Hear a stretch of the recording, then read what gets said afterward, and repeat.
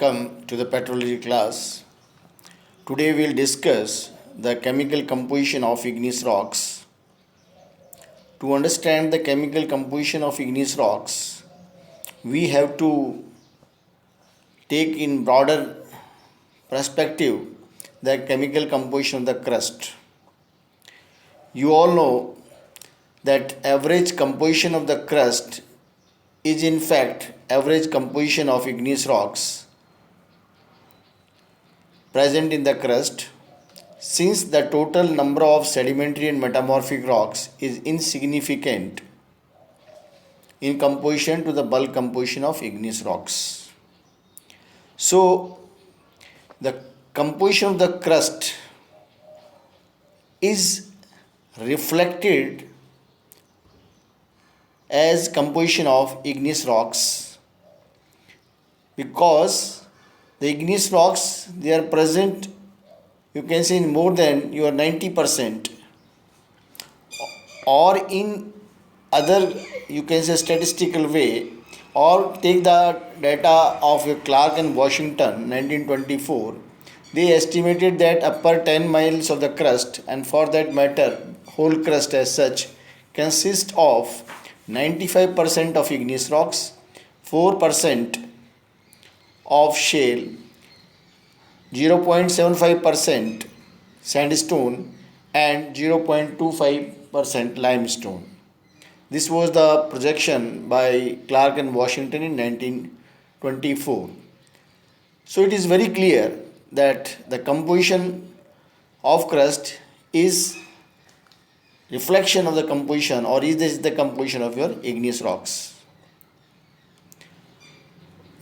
Though the spread of sedimentary rocks are in excess, they form thin veneer on igneous basement.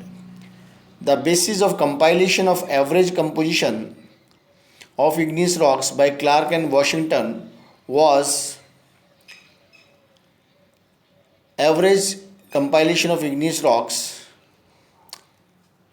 by Clark and Washington was compilation of 5159 superior analysis from different regions of the earth. The overall composition of 5159 analysis recalculate 200 with elimination of H2 and minor constituents can be or is as under. SiO2, it is 60% weight percent, 60%. Al2O3 15.61%, Fe2O3 3.14, FeO 3.88, MgO 3.56, CaO 5.17, Na2O 3.91, K2O 3.19, TiO2 1.06, and P2O 0.30. So what we come to the conclusion that the composition doesn't correspond to any igneous rock composition, but it is intermediate between that of granite and basalt,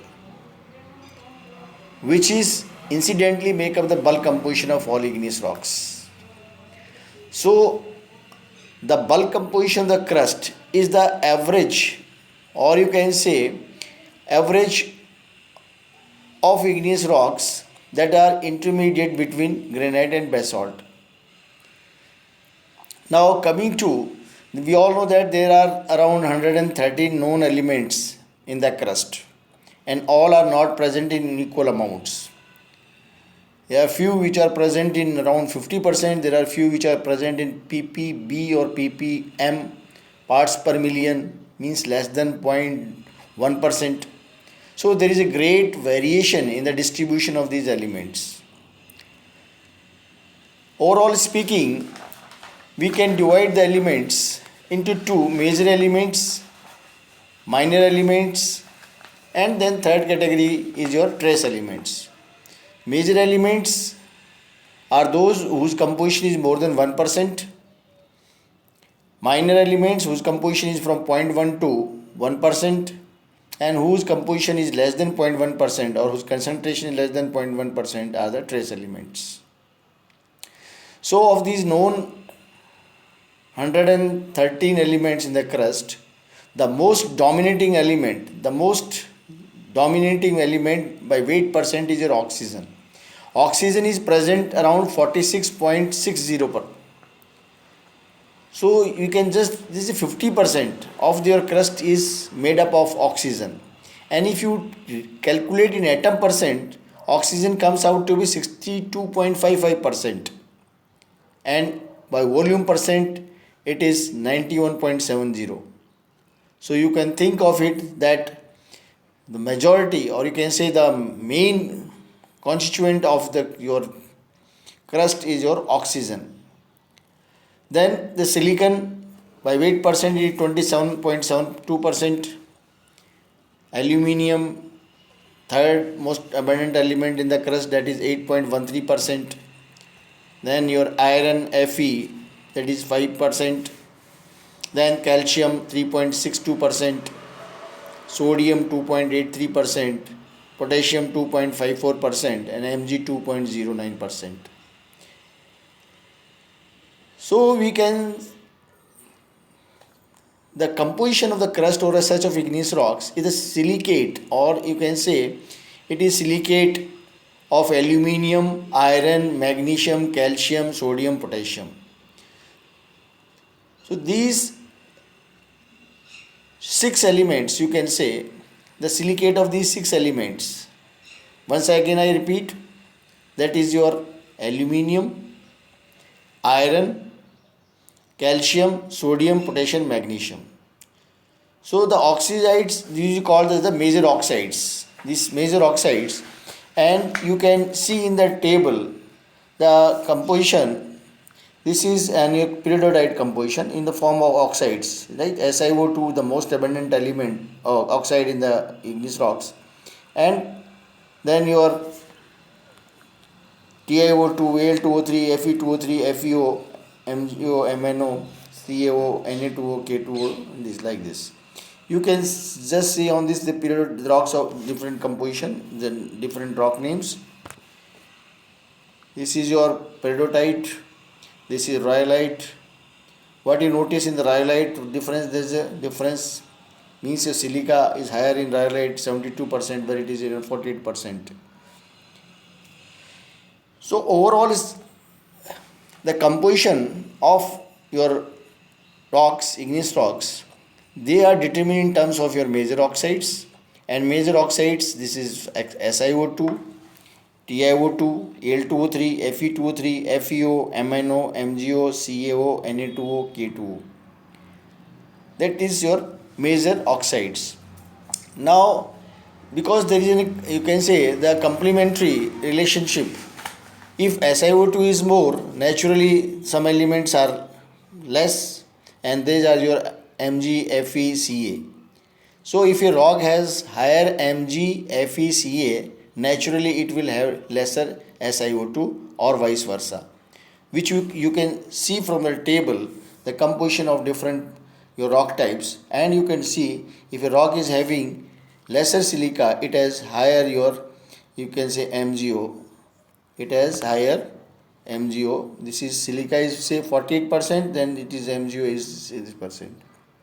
Whereas rocks having higher silica, right, they have lower Mg, Fe, is these ones. So overall, this is that the composition of rocks. Ultimately, what are this? Crust is aggregate of rocks, and we have just talked that 95% are igneous rocks. So the composition, or you can say the igneous rock, reflect the crust. Similarly, igneous rocks or rocks as such, they are aggregate of minerals. And ultimately, what are minerals? They are aggregate of elements. So once we talk in the elemental form, means the few elements they make up minerals. Then few minerals make up the rock, and few rocks and use rocks they make up the crust. So if you talk in, we can discuss the composition of crust or igneous rocks in terms of your elements, in terms of oxides, and their relationship. There is you can say the Harker variation diagrams, in which the different elements are plotted against your SiO2, and there is a relationship. In very short, I say if rock has higher silica, naturally it will have higher NaK also. If a rock has lesser silica, it will have higher MgFeCa and lesser Na and K. So this is, and you can say, you just try to understand, because overall when we determine the composition of an igneous rocks, it is 100. Now if some elements or say some oxides, they are more, naturally the others will be less. So if a rock has higher silica, your rhyolite, granite, such rocks, they have higher silica. So naturally your MgFe means MgO, FeO, they will be lesser. Right? So that will be counterpoised. So as such, we talk of this elemental composition. The earth crust was called by your Goldsmith as your oxysphere. He named this, Goldsmith remarks, the lithosphere means your crust may be called as oxysphere, because once we calculate, because I told you the most abundant element in the earth crust is your oxygen, then your silicon, then aluminium, then iron. The sequence of, you can say, 8 elements, please try to remember, because they make up more than 99%. Out of these known 113 elements, these 8 elements, I just call in descending order their names.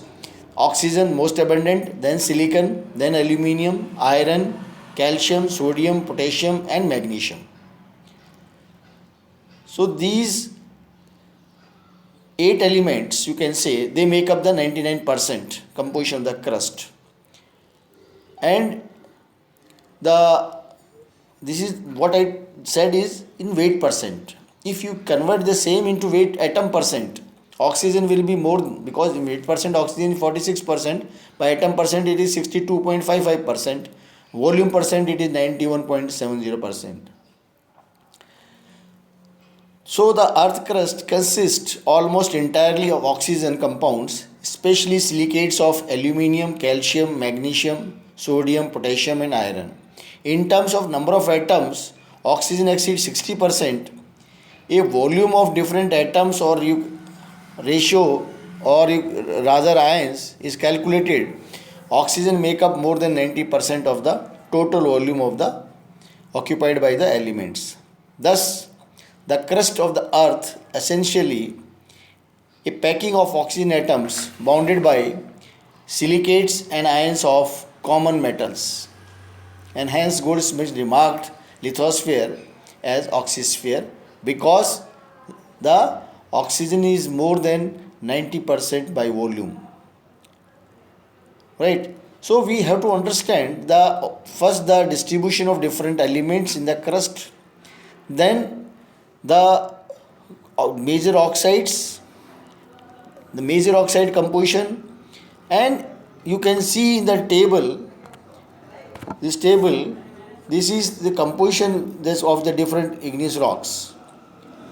So igneous rocks, they are chemically analyzed and their composition is represented in form of oxides, we call it major oxides, and the major names of the major oxides, you can say it is SiO2, TiO2, Al2O3, Fe2O3, FeO, MnO, MgO, and right, and Na2O, K2O. Also we determine the trace elements. Just I told you trace elements, their concentration is parts per million, means they have ppm or ppb concentration. They are also determined, though their concentration is less, but they are significant in different aspects, or in the genetic aspects, or knowing the different phenomena in the earth crust. So this is in general the broad of the composition of your igneous rocks and the chemical composition of igneous rocks. Overall, once we say the rocks, first they are studied in the field, then from the field samples are collected. These samples are studied in hand specimen, then the thin sections are prepared, and after that rock is chemically analyzed. And the chemistry of the rock should match the mineralogy of the rock.